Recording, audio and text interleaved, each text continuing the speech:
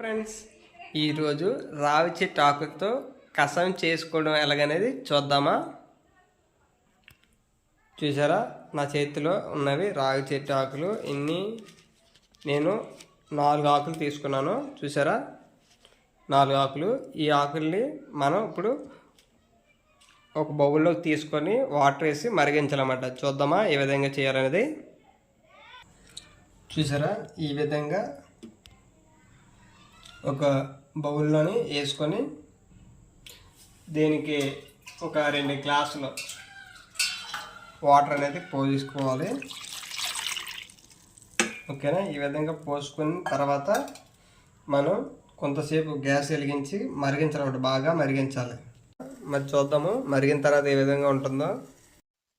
ఇలా బాగా మరిగిన తర్వాత మరిగినంత వరకు ఇలా ఉంచి స్టవ్ ఆపేసి కొంచెం బాగా చల్లారినంత వరకు వెయిట్ చేయాలి.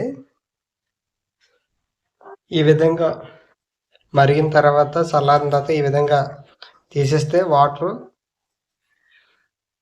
ఈ విధంగా గ్రీన్ కలర్ షేప్లో వస్తుంది అన్నమాట. వాటర్ చూసారా ఎంత బాగుందో. దీన్ని గ్లాసులో వేసుకొని చూసారా కషాయం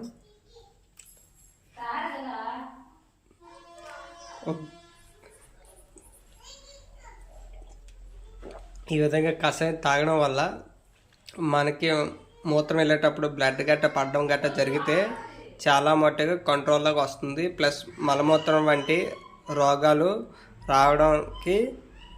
రాకుండా చాలా మట్టుగా నిరోధిస్తుంది అన్నమాట. చూసారా, రావి చెట్టు కషాయం వల్ల ఎంత ఉపయోగం అనేది. దాంతోపాటు మన శరీరంలో ఉన్న రోగనిరోధక శక్తి బాగా డెవలప్మెంట్ అవుద్ది అన్నమాట. ఈ వీడియో మీకు యూజ్ఫుల్గా అనిపిస్తే లైక్ చేసి షేర్ చేసి సబ్స్క్రైబ్ చేస్తారని మిమ్మల్ని అందరినీ రిక్వెస్ట్ చేస్తున్నాను. ఓకే ఫ్రెండ్స్, మరికొంతమందికి ఈ వీడియోని ఫార్వర్డ్ చేయడం ద్వారా ఈ విషయం మరికొంత